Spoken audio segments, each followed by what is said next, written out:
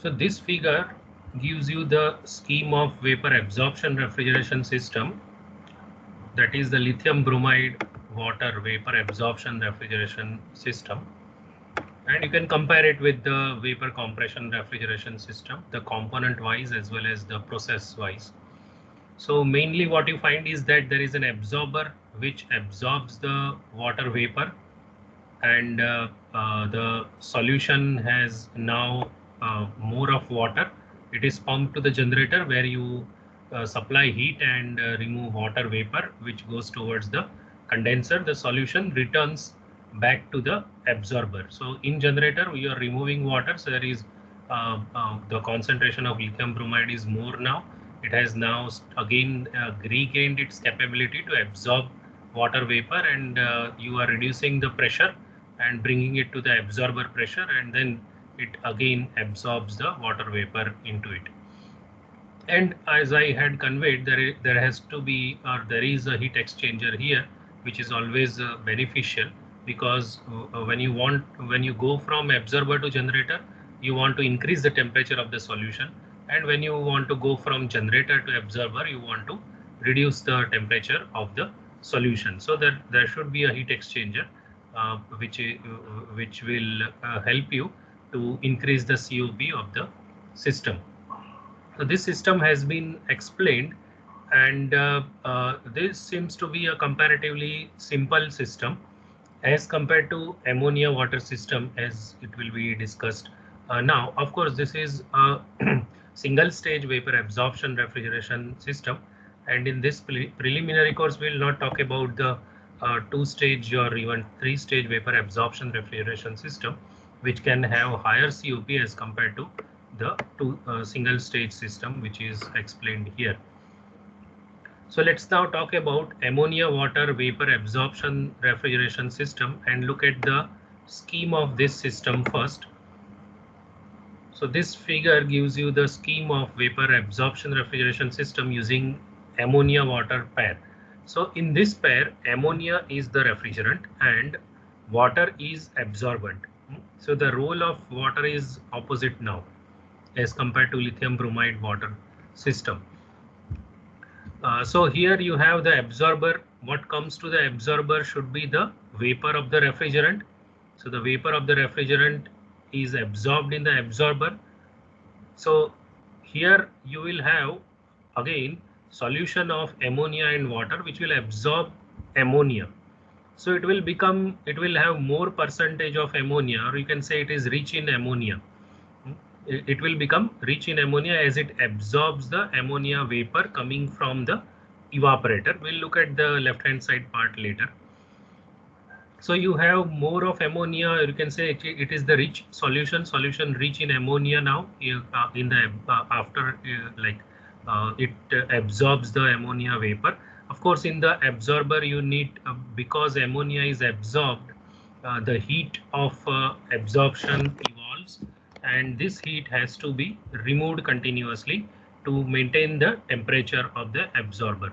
If the absorber temperature increases, then it will lose its capability, or it will lose its effectiveness of absorption of vapor.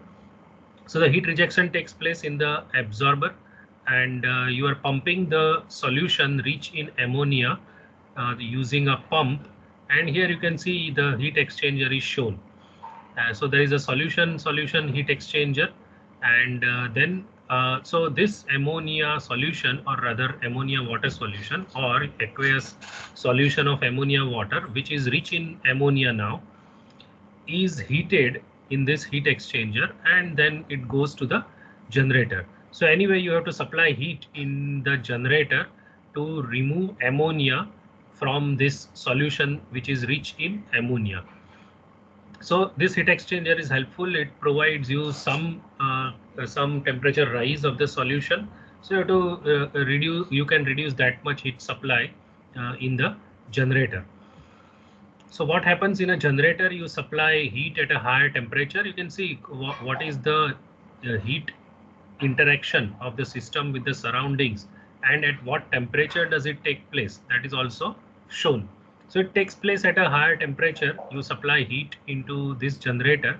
So this is the main energy input in the vapor absorption refrigeration system. There is a pump and it would need mechanical work, and might have been coupled with a motor, so it needs electrical power, but this is a very small fraction of the heat that is supplied here. So this heat can come from a waste heat source in some industry, or it can come from water heater, or solar water heater most of the times.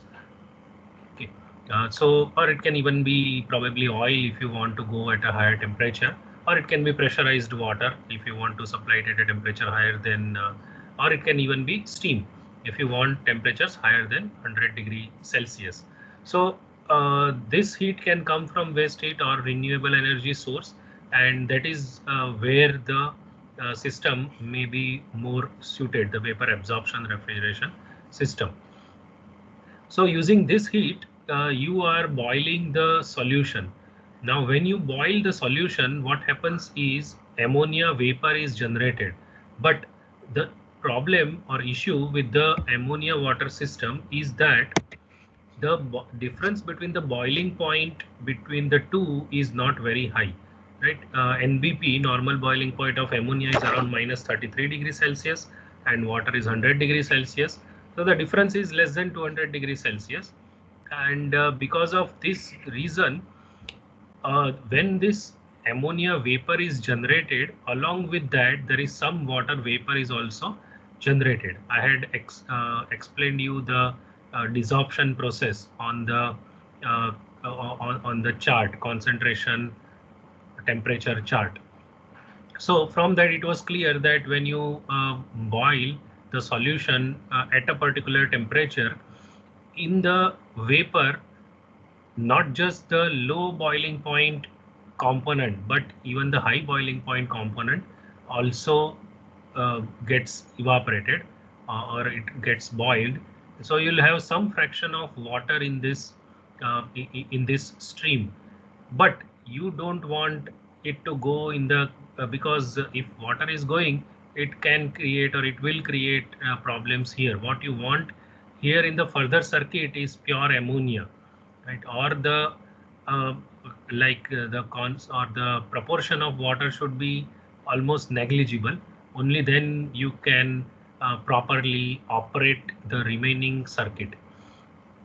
So there is ammonia as well as water vapor in this. Of course, the percentage wise ammonia vapor is more, and water vapor is less, but still you don't want any water vapor to go further. So what is done here is there is a component shown here, and the name given to it is rectifier. So what it does is basically it condenses the water vapor, and the water vapor goes back into the generator, right? So how can it condense water vapor? If you cool the vapor, then what will happen is most of the water vapor will condense. Of course, a small fraction of ammonia vapor also will condense, but water will be the first component which will get condensed, right? So here you have removed almost all water, and it goes back into the generator. So you need one additional component, rectifier, here. This is in a way a simplified schematic. Otherwise, in more detailed schematic, you will see that there are two components shown, one rectifier and another deflagmator. And rectifier, actually the vapor is cooled by the solution which is coming from here, and in the deflagmator you are providing external cooling. Okay. But here I have presented a simplified scheme where we are just showing a component called rectifier, and it is shown that the heat is being rejected to some external media. So you have to provide cooling water for cooling of the vapor here. And when you cool the vapor, you are not going to cool it to a very low temperature so that the ammonia also starts condensing, right? It will be, compared to condenser, it will be a bit higher temperature. So water gets condensed and it comes back into the generator. So now in the what returns is the solution which has less ammonia, right? It is weak in ammonia, or it is poor in ammonia, right? The solution which has come to the generator from absorber was rich in ammonia. Now it is poor in ammonia or weak in ammonia, and there is more of water, and that goes towards the absorber. And this solution is like coming from generator where the temperatures are high, so obviously this solution has higher temperature, so it's always advantageous to give away heat to this stream which is going towards the generator. So this heat exchanger, solution heat exchanger, is used. And then similar to vapor compression refrigeration system, here also you have two different pressure levels. The evaporator and absorber are operating at lower pressure, and the generator and condenser are operating at a higher pressure. So you have to create those two pressure levels, and because you are taking this solution from the generator where the temperatures are high, you have to have a pressure reducing valve, and using that valve you reduce the pressure of the solution to the absorber pressure. And now because this solution is poor or weak in ammonia, again it has capability to absorb ammonia vapor coming from the evaporator, and the cycle for the solution will continue in this loop. So further to rectifier, it's almost pure ammonia which is going towards the condenser, and condenser is again cooled with external media. It can be air cooled or it can be water cooled, and the ammonia vapor rejects the heat and condenses. The phase change takes place. Now you have liquid ammonia which is coming out of the condenser, and there is a heat exchanger shown here which is similar to the liquid suction heat exchanger what we discussed in vapor compression refrigeration system. Okay, so what happens here is the ammonia liquid is subcooled with the help of the low temperature ammonia vapor which is coming from the evaporator. So this is something similar to liquid suction heat exchanger. It is given name here CEHX, that is condenser evaporator heat exchanger, right? Because one stream is coming from condenser and another stream is coming from evaporator. So it is given name CEHX, condenser evaporator heat exchanger. Okay. So this the ammonia liquid ammonia is subcooled in this heat exchanger. Now you have the expansion device, the pressure reduces, the temperature reduces along with that. Now you have the mixture which has more of liquid. Some fraction gets converted into vapor, that is flashing, but still you have enough liquid ammonia which will boil in the evaporator and cool the space at a evaporator temperature. So it takes heat and produces refrigeration here, and what comes out of the evaporator is ammonia vapor, and it is at a lower temperature. You are using it for subcooling this stream of liquid ammonia, and now this superheated ammonia vapor goes towards the absorber and gets absorbed in the solution. So this is the complete cycle, and if you compare it with the lithium bromide water cycle, the main difference that you see is that here you need to have another component which cools the solution, which cools the vapor, so that you remove most part of water from the vapor, and what goes towards the condenser is almost pure ammonia. And so this is the scheme of the ammonia water vapor absorption refrigeration system. Now let's compare it with the lithium bromide water vapor absorption refrigeration system. So first thing, ammonia water system works above atmospheric pressure as opposed to the lithium bromide water system which works under vacuum. So both things can have its own advantages and disadvantages. Okay, so this is something which you which the difference is very distinct. The water circuit in lithium bromide water and works under a very high vacuum, right? So there are chances of air leaking in, which you have to remove with the help of a vacuum pump. While in case of ammonia water system, the system will remain at a pressure higher than the atmospheric pressure. And that way, all vapor compression refrigeration system, most of them, everything is above atmospheric pressure. So working above atmospheric pressure up to some limit is not considered to be a big challenge now. Next thing, unlike lithium bromide water system, ammonia water system does not suffer from crystallization limitation. So lithium bromide water system, basically you are dealing with a solution, aqueous solution of lithium bromide, and lithium bromide will get dissolved in water up to a certain percentage only at a given temperature. So if you are not maintaining the required range of concentration, there are chances that lithium bromide salt will crystallize, and that will create problems in flow of the solution or of the solution. So this is one of the limitations of lithium bromide water system. Next is the application of ammonia system is more versatile, right? Because lithium bromide water system cannot work at temperatures lower than zero, right? Not at sub-zero temperatures, because water is the refrigerant and it's going to freeze at 0 degree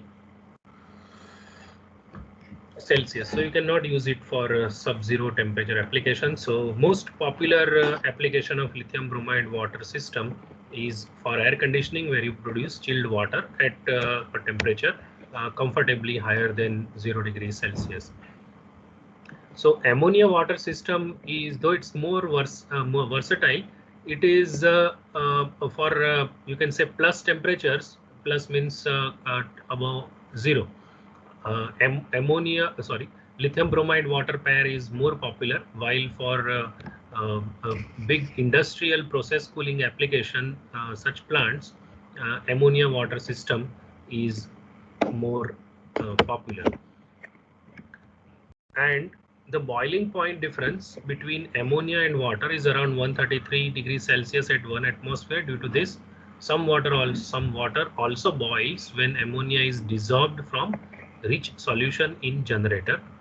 Water has to be removed in rectifier by cooling its vapor and condensing it, right? So there is an additional component and additional complication involved in the process.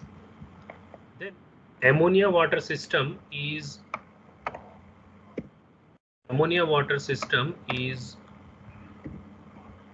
more complex as compared to lithium bromide, as I just explained, water system, and also offers lower COP as compared to lithium bromide water system operating under similar conditions, right? So if you want plus temperatures higher than zero, then lithium bromide water may be more or better choice, because it also offers less complexity and higher COP. Then ammonia is not compatible with copper and copper based alloys, so material of construction of the system should be selected accordingly. So this ammonia is also used for vapor compression refrigeration system. Okay, even there you can, in those plants, many times in cold storages and ice making uh, plants, ammonia is used as a refrigerant. One of the reason for that, though ammonia is a thermodynamical and thermophysical properties are very good as a refrigerant, the other reason why it is popular there is that the cost of ammonia is also much lower than the cost of the other refrigerant, the freon refrigerants as they are popularly called. So that's also one of the reasons. But then in those at those places, you cannot use copper or copper based alloys, right? Ammonia cannot be used with those. those metals. So material of construction of the system has to be selected accordingly. So steels are used, mild steel is used, stainless steel is used for these plants. Then ammonia is toxic and flammable. So you need to make more safety, take more safety precautions, right? So that is also one of the limitations of ammonia.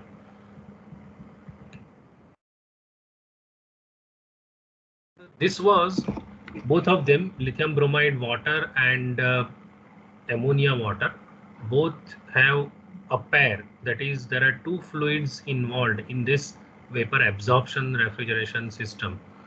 But there is another version of vapor absorption refrigeration system also, which is mainly being discussed from point of view of a particular refrigerator, domestic refrigerator, where it was uh, being used, uh, and it was launched in the market, and it is a domestic refrigerator, though hardly being used now, but it doesn't need any electrical power for running. So that you can say is the advantage of that system, that it runs purely on heat, no moving components, and no electrical or mechanical power required in that system. And it is in India, it was launched with the name Himalux refrigerator, or even uh, some of the models are Electrolux refrigerator, vapor absorption refrigeration system. But it doesn't have two fluids, but rather it has three fluids.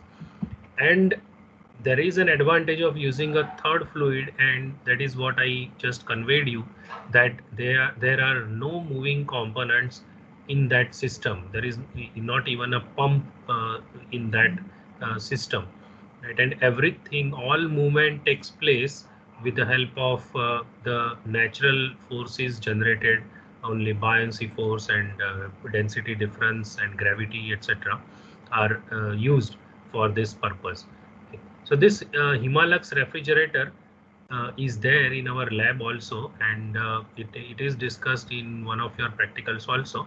But I'll still repeat it briefly here, and that will bring us to the end of the portion vapor absorption refrigeration system. So the three fluid vapor absorption refrigeration system also the patent was filed by Platen Munters. So it's also called Platen Munters refrigeration system. Actually, the probably the vapor absorption refrigeration system was invented before the vapor compression refrigeration system, but the development for that was not as fast as that of the vapor compression refrigeration system, because of certain limitations and convenience, as well as the size, the initial cost. So there are so many factors which would play a role. Yeah. So in this, what we call Himalux refrigerator, the third fluid, it's ammonia water system, you can say, but the third fluid which is used is hydrogen gas. And uh, hydrogen, the advantages are that you can use some other third fluid also, but it should have a certain properties. So hydrogen, why it is popular? Basically, you want to generate a higher amount of partial pressure, so it should be a light gas. Hydrogen, nothing can be lighter than that. So hydrogen gas is perhaps the best choice.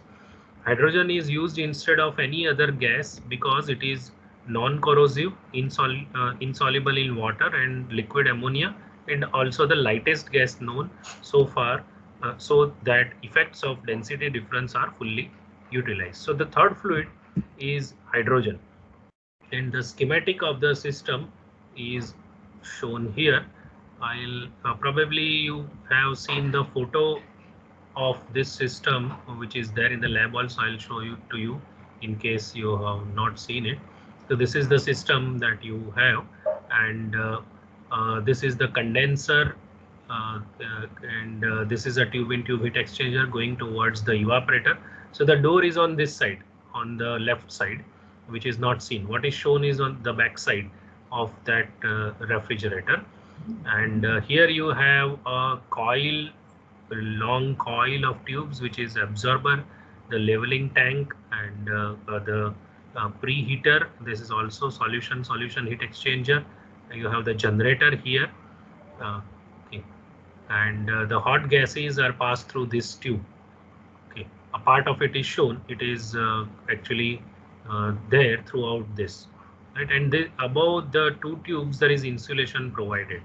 So actually the heat is to be supplied by just burning kerosene, or you can say natural gas or LPG lamp kind of thing, or PNG lamp burner, you can say, can be used for heating and producing hot gases which will pass through this tube, which will provide heat to the component called generator.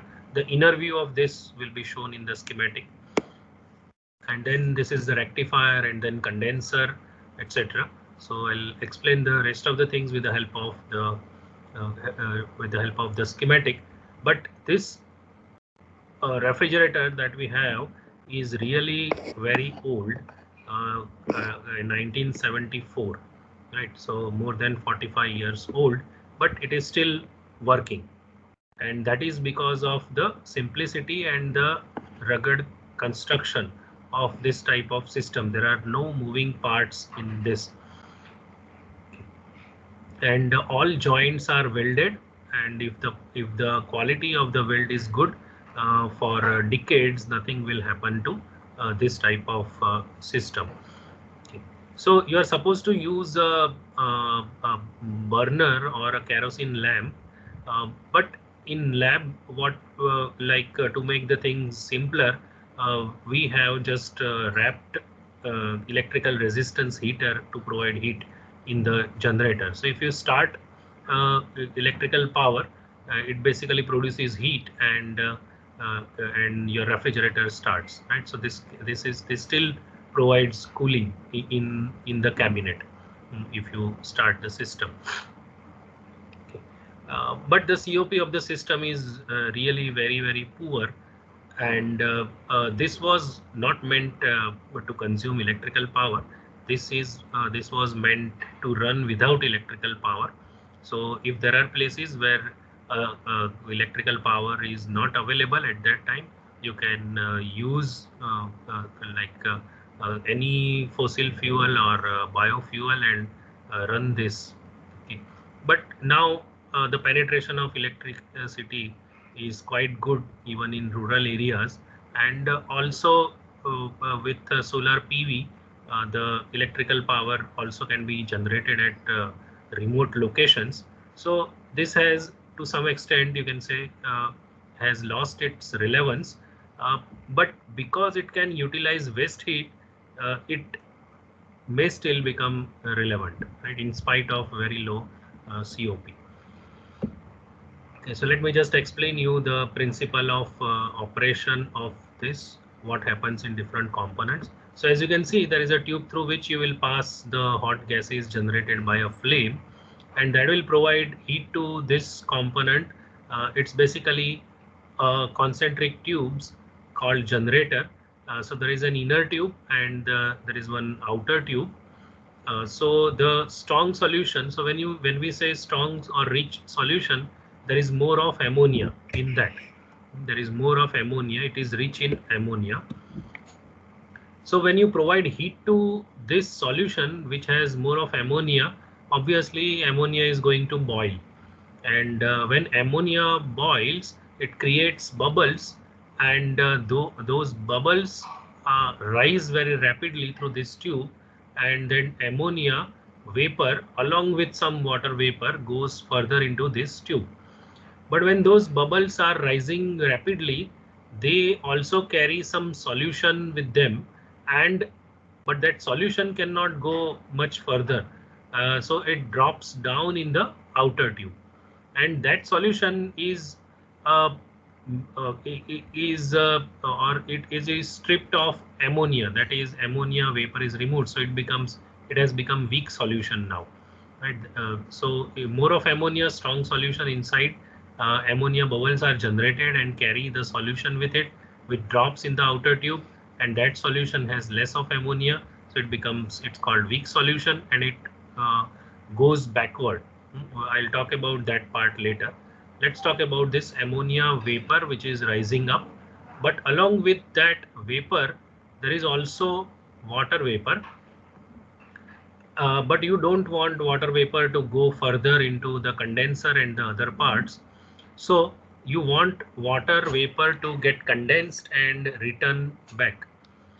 So there is a component called rectifier, and it's a very simple thing. It's just a small loop of a pipe, and it is exposed to the atmosphere. So it starts losing heat to the atmosphere, and when it loses heat, the water is the first component or the major component which gets condensed, but the ammonia is still in vapor form, and it continues further. So using the rectifier, you removed most part of or almost all water vapor, and now it's almost pure ammonia which is going towards the condenser. And this condenser is actually, there is no fan also in this case, it's natural convection condenser. There are fins provided over that to increase the surface area, but there is no fan used in this. I can again show you the photograph. You can see this is the condenser, there is no fan used. The fins are there, and the material is all MS in this, right? And mild steel. So even the fins are made up of that material, and you can see that the spacing between the fin is somewhat higher because you are using natural convection. If you are using a fan, then you can afford to have closer spacing, because closer spacing means higher pressure drop of air, which can be overcome with the help of fan. But you are not using a fan, so the spacing between the fins is more than what you will see in that fin tube heat exchanger, which is a very common thing in refrigeration and air conditioning applications. Okay, so this is the ammonia vapor which is condensing in this by rejecting heat to the atmosphere. It is natural convection process only, and the vapor of ammonia becomes liquid now. And you can see this component hydrogen bottle. You cannot very easily see it in this diagram. It is on the back side of this condenser. It is on the back side of the condenser. So that's the hydrogen bottle, and there is one connection given here. Okay. Now this uh, ammonia, liquid ammonia goes further, and now it will go towards the evaporator. Now the pressure in the condenser is higher. Now mind well, the total pressure in the system, the complete system is almost same, generally 12 to 15 atmosphere pressure. But what we are talking about is the partial pressure of ammonia. Now here, because it is pure ammonia, whatever is the total pressure is also the partial pressure of ammonia. So ammonia will condense at a higher temperature, 40-45 degrees Celsius temperature, it will condense, because the total pressure is equal to partial pressure of ammonia. Now liquid ammonia is going towards the evaporator. What is done here is there is a tube through which the hydrogen gas is coming, and it gets mixed with the ammonia, and there is a heat exchanger similar to liquid suction heat exchanger, and the heat exchanger that was shown for ammonia water vapor absorption refrigeration system also. So there, this liquid ammonia plus hydrogen gas, they start absorbing heat. So ammonia liquid also starts becoming ammonia vapor. But because of the presence of hydrogen, the vapor pressure of ammonia drops drastically. because the hydrogen being lighter gas, it exerts much higher vapor pressure as compared to ammonia. So ammonia partial pressure now becomes very low. You can say out of this 12 to 15 atmosphere, let's say 1 or 2 atmosphere is only exerted by ammonia and rest is exerted by hydrogen. So obviously ammonia will start evaporating or boiling at a lower temperature, and that's nothing but the evaporator which absorbs heat from the cabinet of the refrigerator. And then so you have the ammonia vapor. What will return, it will ammonia like as it converts from liquid to water, absorbs the heat from the cabinet, and then you have the ammonia vapor plus hydrogen gas returning back and cooling the incoming solution, or incoming liquid water plus hydrogen, sorry, liquid ammonia plus hydrogen. So what is coming out is ammonia vapor and hydrogen in this tube, ammonia vapor and hydrogen in this tube, and it is bit heavier because temperature is a bit low still. So it starts moving down. It starts moving down.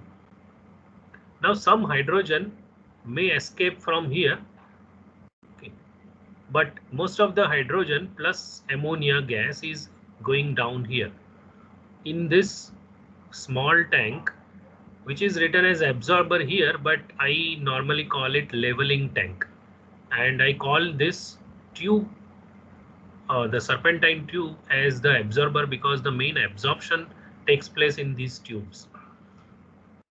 Okay. So this vapor plus hydrogen gas enter into this vessel cylinder, which is leveling tank. Now it has got some exposure to the atmosphere, and its temperature rises a bit. So now it starts moving up. Ammonia vapor as well as hydrogen start moving up, and they pass through this long absorber tube and move upward. Okay. Now let's come back to this part. The weak solution here is dropping. This solution, some part of it is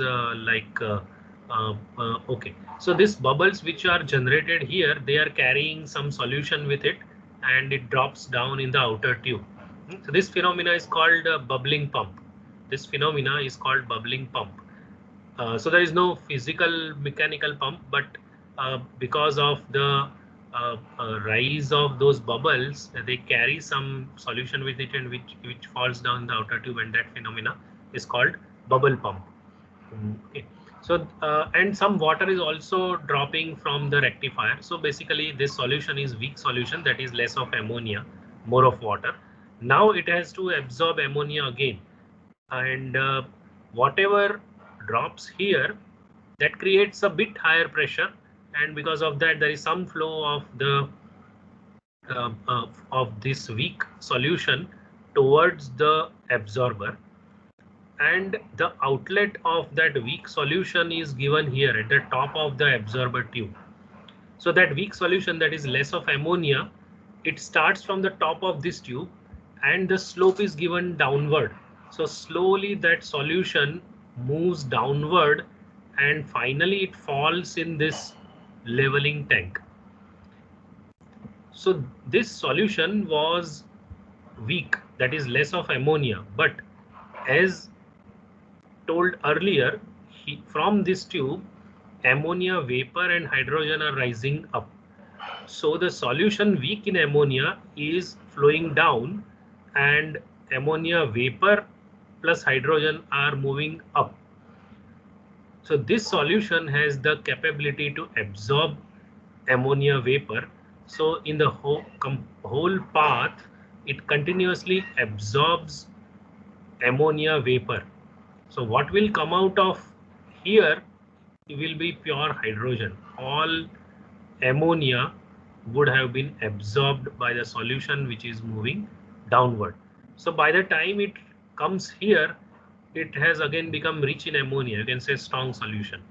Okay. And it will fall in this leveling tank. Here the level is not shown, but it will be a particular level of the solution here which is rich in ammonia.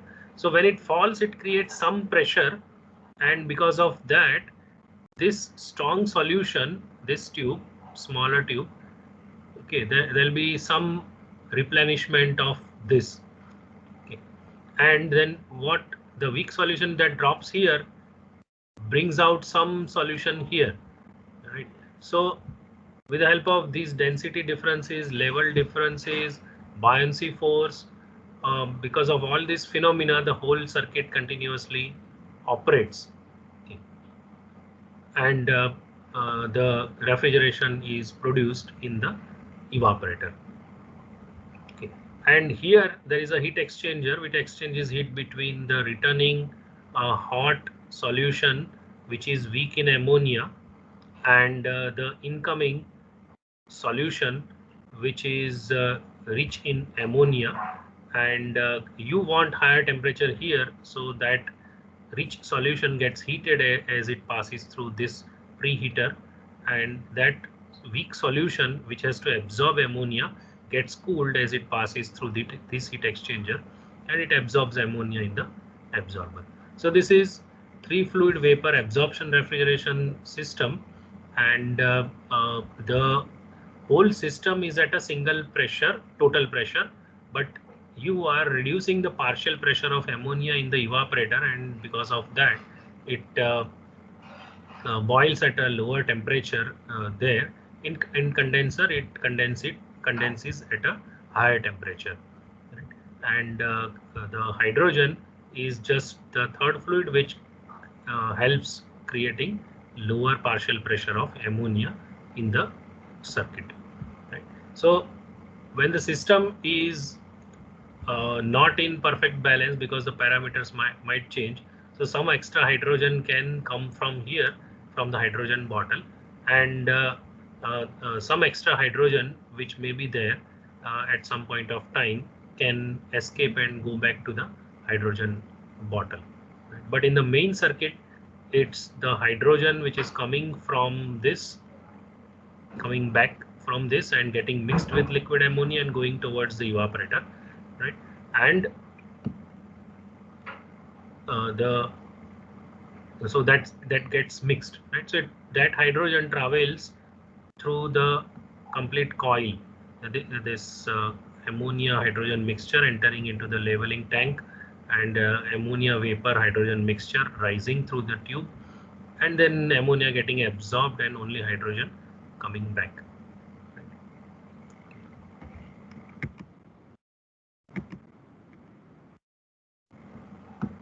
So the Himalux refrigerator or Electrolux refrigerator or Platen-Munters system has been explained how it creates low vapor pressure in the evaporator, that of ammonia, and without any mechanical component, you are able to generate, move the different components and generate refrigeration, right? So the main advantage of this system is that it can work without any mechanical or electrical power, and because there are no moving parts, it's very sturdy system, and it can use some low temperature heat source. So that is the advantage of this system. The disadvantage is that it's very heavy. Initial cost could be more for the same capacity, and the COP is also going to be very low. Okay. The COP is low, but then if your energy cost or the heat cost is low, then lower COP is not much of a concern. Only thing is that the system size for the same capacity could be big and very heavy.